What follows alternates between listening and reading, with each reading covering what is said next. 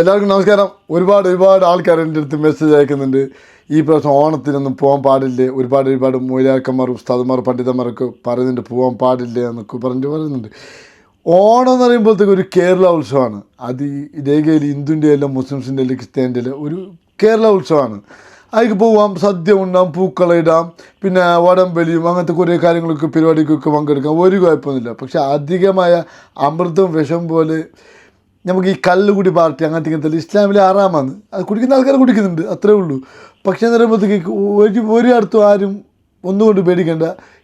കേരളത്തിൽ നിന്ന് പറയുമ്പോഴത്തേക്ക് ഓണം എന്ന് പറയുമ്പോഴത്തേക്ക് അതൊരു കേരള ഉത്സവമാണ്. അതിനാരും പേടിക്കേണ്ട, എല്ലാവരും പങ്കെടുക്കണം. എപ്പോഴും ഞാൻ പറയുന്നത് ഓണത്തിന് പങ്കെടുക്കണമെന്നാണ്. ഓണം എന്ന് പറയുമ്പോഴത്തേക്ക് ഒരു കേരള ഉത്സവമാണ്, അതുകൊണ്ട് ഗംഭീരമാക്കണം. അതുകൊണ്ട് എല്ലാവരും ഓണത്തിന് പങ്കെടുത്തോളിയും, സദ്യ ഒരുക്കിക്കോളിയും, പൂക്കളിട്ടുള്ള എല്ലാം ആയിക്കോളിയും. ഓക്കെ, അന്ന് എൻ്റെയും കൂടി ഒരു ഓണാഘോഷം ഇല്ല, ഒന്നൊന്നര ഓണാഘോഷം. ഹാപ്പി ഓണം.